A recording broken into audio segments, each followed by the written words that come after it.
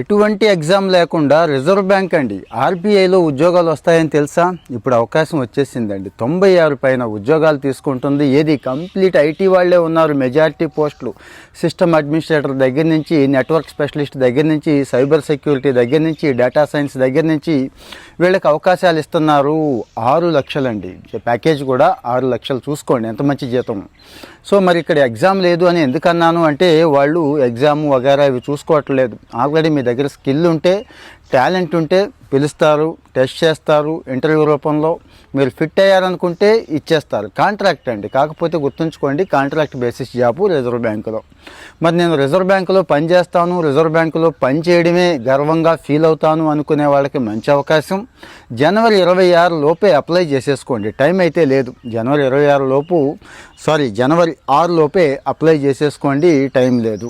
Application window already open అయిపోయిందండి.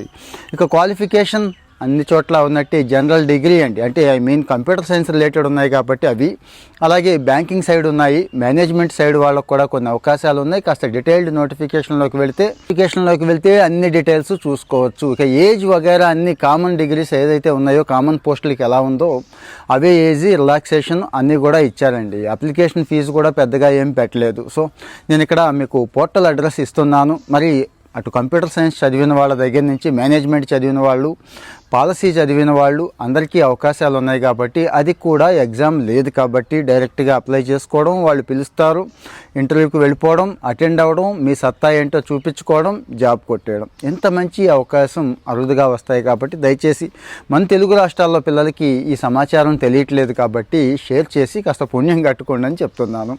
ఇంకా ఇలాంటి సమాచారం అందట్లేదు అంటున్నారు కొంతమంది. మీరు ఫాలో అవ్వట్లేదు, నేనైతే గమనించాను. దయచేసి ఫాలో అయితే ఇలాంటి ఉద్యోగ సమాచారం ప్రతి ఒక్కటి కూడా మనం చెప్పుకుంటాం. ఫాలో అవుతూ ఉండండి. Thank you.